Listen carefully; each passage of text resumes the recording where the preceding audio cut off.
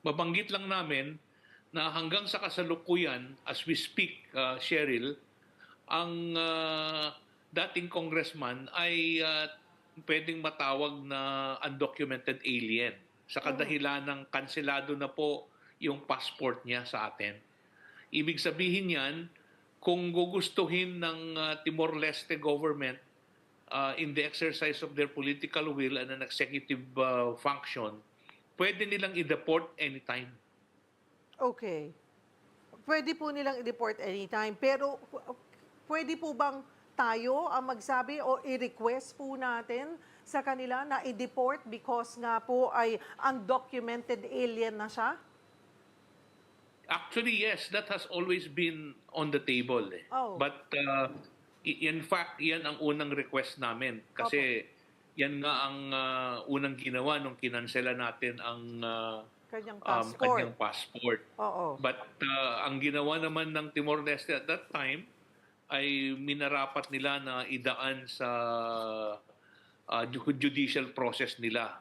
At ito nga yung naging extradition issue. And ganun pa man, on the hmm, table pa rin yung option na yan.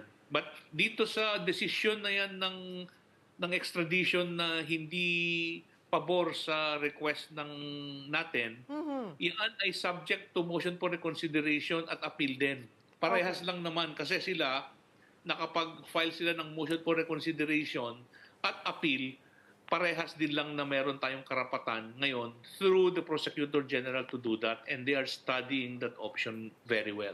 So yun po ang magiging sunod na aksyon po ng DOJ. Mag-aapila po tayo. Hanggang gaano ba kadaming beses puwedeng mag-apila ang bawat kampo? Well, merong panahon bawat isa, no? Kasi doon sa kanila,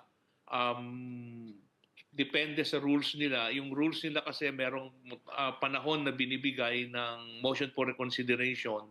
Ganon din ng panahon na may bibigay sa atin. So, doon sa kabila, ang nagbigay sila mga 10 days para mag-file. I'm sure yung mga prosecutor general nag-iisip na rin at naggumagawa na ng paraan para yaan ay magawan ng motion na for reconsideration para mabaliktad at may balik yung dati para may pakita na speculation lamang ho yung grounds nila. Mhm. Kasi pwedeng mangyari or hindi naman mangyari yung sinasabi na may death penalty kahit wala na. Mhm. But hanggang gaano karaming beses po, Yusek Vasquez, na pwede po umapila ng umapila tuwing magdedesisyon, aapila, hanggang makarating po to the highest court?